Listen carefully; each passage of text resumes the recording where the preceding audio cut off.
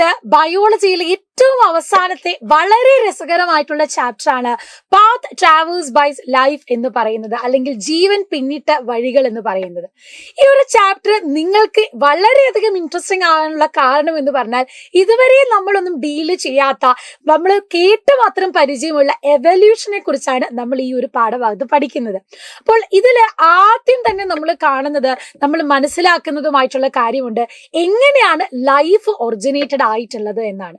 അപ്പോൾ ഈ ഒരു ചാപ്റ്റർ നമ്മൾ പഠിക്കും. ഇതിലെ ഫസ്റ്റ് നമ്മൾ ഡീൽ ചെയ്യുന്നതാണ് കെമിക്കൽ എവല്യൂഷൻ തിയറി എന്ന് പറയുന്നത്. നമ്മുടെ വ്യത്യസ്ത തരത്തിലുള്ള ഈ ഒരു തിയറി കൊണ്ടുവന്നത് നമ്മുടെ ഒപ്പാരൻ ഹാൽഡെയിൻ ആണ്. അതുകൊണ്ട് തന്നെയാണ് നമ്മൾ ഒപ്പാരൻ ഹാൽഡെയിൻ തിയറി അല്ലെങ്കിൽ കെമിക്കൽ എവല്യൂഷൻ തിയറി എന്ന് നമ്മൾ പറയുന്നത്. അപ്പോൾ ഈ ഒരു തിയറി കേട്ടപ്പോൾ തന്നെ നമ്മളൊക്കെ ഞെട്ടിയിട്ടുണ്ട്. കാരണം ലൈഫ് എന്ന് പറഞ്ഞത് ഒറിജിനേറ്റ് ആയത് ഒരു നോൺ ലിവിങ് തിങ്ങിൽ നിന്നാണ്, അല്ലെ? ഒരു ജീവൻ ഇല്ലാത്ത വസ്തുവിൽ നിന്നാണ് ഒരു ജീവൻ ഉണ്ടായത് എന്നുള്ള കാര്യം തന്നെയാണ്. അപ്പോൾ അതെങ്ങനെയാണ് ഉണ്ടായത് എന്നാണ് മിസ് ഈ ഒരു വീഡിയോയിലൂടെ നിങ്ങൾക്ക് പറഞ്ഞു തരാൻ പോകുന്നത്. നമ്മുടെ എക്സാം ഓറിയന്റഡ് ആയിട്ട് വളരെ പ്രധാനപ്പെട്ട ടോപ്പിക് ആണ് ഈ ഒരു ഒപ്പാരൻ ഹാൽഡെയിൻ തിയറി അല്ലെങ്കിൽ കെമിക്കൽ എവല്യൂഷൻ തിയറി എന്ന് നമ്മൾ പറയുന്നത്. അപ്പോൾ ഈ കെമിക്കൽ എവല്യൂഷൻ തിയറി, രാസപരിണാമ സിദ്ധാന്തം നമ്മൾ പറയുമ്പോൾ നമ്മൾ ഒരു മില്യൺസ് ഓഫ് ഇയേഴ്സിന്റെ പുറകിലേക്കാണ് പോകേണ്ടത്. അവിടെ നമുക്ക് ഈ കാണുന്നത് പോലെ വളരെ ഹോട്ടായിട്ടുള്ള ഒരു എർത്താണ്. അതായത് ബിഗ് ബാങ് തിയറിക്ക് ശേഷം നമുക്ക് ഒന്നുമില്ലാതെ വളരെ ചൂടോട് കൂടിയിട്ടുള്ള ഹോട്ടസ്റ്റ് ആയിട്ടുള്ള ഒരു എർത്തിനെ നമുക്ക് കാണാൻ പറ്റും. അപ്പൊ ഇവിടെ എന്ന് പറയുന്നത്, നമുക്ക് ലൈഫ് ഒറിജിനേറ്റ് ചെയ്യാൻ കൺവീനിയന്റ് ആയിട്ടുള്ള ഒരു അറ്റ്മോസ്ഫിയറോ ഒരു സിറ്റുവേഷൻസോ ഒന്നുമില്ല. പക്ഷെ കാലങ്ങൾ കഴിഞ്ഞ് നമുക്കറിയാം, നമ്മുടെ ഭൂമിക്ക് ഓസോൺ പാളി ഒന്നും ഇല്ലാതിരുന്ന സമയത്ത് ഡയറക്റ്റ് ആയിട്ടാണ് സോളാർ റേഡിയേഷൻ കിട്ടിക്കൊണ്ടിരിക്കുന്നത്. ആ സോളാർ റേഡിയേഷൻ കിട്ടിക്കൊണ്ടിരിക്കുന്ന സമയത്ത് പ്രിമിറ്റീവ് ആയിട്ടുള്ള നമ്മുടെ എർത്തിൽ ഉണ്ടായിരുന്നത് വെറും 4 ഗ്യാസസ് മാത്രമാണ്. അതിൽ പ്രധാനപ്പെട്ടതാണ് നമ്മൾ പറയുന്നത് ഈ 4 ഒന്ന് carbon dioxide, ammonia, methane, hydrogen. ഈ 4 ഗ്യാസസുകളായിരുന്നു അന്ന് പ്രിമിറ്റീവ് എർത്തിൽ ഉണ്ടായിരുന്നത്. അപ്പോൾ ചൂടോട് കൂടിയിട്ടുള്ള വളരെ ഹോട്ടസ്റ്റ് ആയിട്ടുള്ള ഈ ഒരു എർത്തില് വോൾക്കാനിക് ഇറപ്ഷൻസും നടക്കുന്നുണ്ട്. അപ്പൊ ഈ അഗ്നിപർവ്വതങ്ങൾ പൊട്ടുന്നത് വഴി എന്ത് ചെയ്യുന്നു, പല ഗ്യാസസുകളും പല കെമിക്കൽസ് ഒക്കെ പുറത്തോട്ട് വരുന്നുണ്ട്. അപ്പോൾ ഇത്തരത്തിലുള്ള അറ്റ്മോസ്ഫിയറിക് ഗ്യാസസ് നിൽക്കുന്ന സമയത്ത് ഇതിന്റെ കൂടെ തന്നെ എന്ത് സംഭവിക്കുന്നു, നമ്മുടെ ഈ അറ്റ്മോസ്ഫിയറുള്ള ഗ്യാസസിന്റെ കൂടെ തന്നെ ഈ പറയുന്ന കണ്ടൻസ് ആയിട്ടുള്ള, അറ്റ്മോസ്ഫിയറിൽ കണ്ടൻസ് ആയിട്ട് നിന്നിട്ടുള്ള ഈ മോയിസ്ചർ ഒക്കെ എന്ത് ചെയ്യാൻ തുടങ്ങി, കണ്ടൻസേഷൻ നടന്ന് അത് റെയിനിങ് സ്റ്റാർട്ട് ചെയ്യാനും തുടങ്ങി. അപ്പൊ ഇതിന്റെ കൂടെ തന്നെ സോളാർ റേഡിയേഷനും വോൾക്കാനിക് ഇറപ്ഷൻസും ഇതെല്ലാം കൂടെ ചേർന്ന് വളരെ തണ്ടർ, ഇടിമിന്നലും ലൈറ്റനിങ്ങും ഇടിവെട്ടലും എല്ലാം കൂടെ ചേർന്ന് കുറച്ച് എനർജീസും കിട്ടി.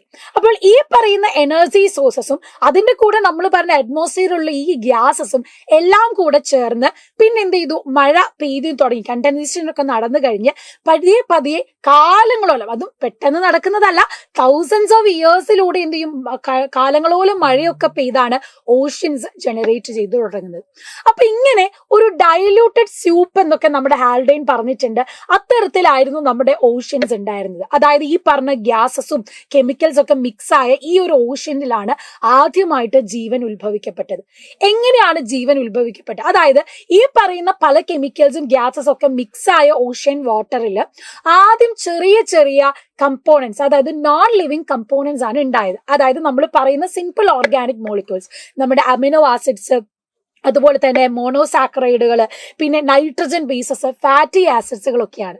പിന്നീട് ഇവർ തമ്മിൽ എന്ത് ചെയ്യും, കൂടിച്ചേരാൻ തുടങ്ങും. അതായത് ആറ്റം ബേസിൽ ഉണ്ടായിരുന്നത് എന്താകും, മോളിക്യൂളുകളായി കമ്പൈൻ ചെയ്യുന്നത് നിങ്ങൾക്ക് കാണാൻ പറ്റും.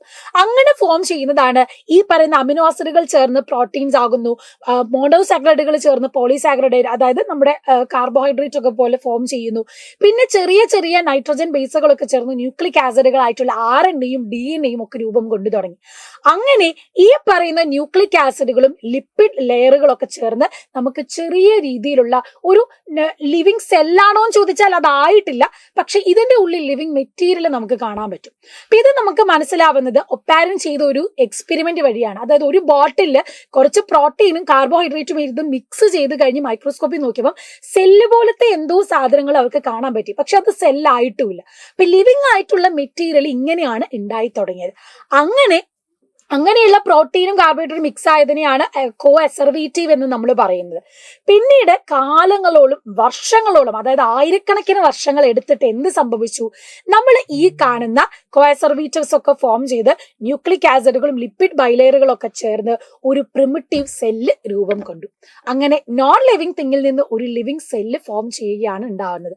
അപ്പോൾ ഈ ഭൂമിയിൽ നമ്മൾ കാണുന്ന ഇത്തരത്തിലുള്ള മാറ്റങ്ങളിൽ നിന്നാണ് പതിയെ പതിയെ സെല്ല് ഉണ്ടാവുന്നതും ആ സെല്ലിൽ പിന്നെ എന്ത് സംഭവിക്കുന്നു, വർഷങ്ങളോളം എടുത്ത് മാറ്റങ്ങൾ ഉണ്ടായി എന്താകുന്നു, വലിയ നമ്മൾ ചെറിയ കാണുന്ന ബാക്ടീരിയാസും മൈക്കോപ്ലാസ്മാസും ഒക്കെ ഉണ്ടാകുന്നു. അതിൽ നിന്ന് വൈറസുകളും ഒക്കെ ഉണ്ടായി. പിന്നീടും കുറേ എവല്യൂഷൻസും കുറേ മാറ്റങ്ങളും നടന്നാണ് ഇന്ന് നമ്മൾ കാണുന്ന എല്ലാ തരത്തിലുള്ള ജീവികള് രൂപപ്പെട്ടു വരുന്നത്. അതിലും കുറേ എവല്യൂഷൻ ബേസസ് ഉണ്ട്. ബാക്കി ഇതുപോലത്തെ എവല്യൂഷൻസ് ഒക്കെ ആയിട്ട് നമ്മൾ ഇതുപോലത്തെ ബയോ സീക്രട്സും ആയിട്ട് മിസ് വീണ്ടും വരുന്നതാണ്. അപ്പോൾ അത്തരത്തിലുള്ള വീഡിയോയ്ക്ക് വേണ്ടിയിട്ട് നിങ്ങൾ വെയിറ്റ് ചെയ്യുക. കമന്റ്സും നിങ്ങളുടെ ഫീഡ്ബാക്ക് കമന്റ് ബോക്സിൽ അറിയിക്കുക. അപ്പൊ see you soon in the next video. Bye bye.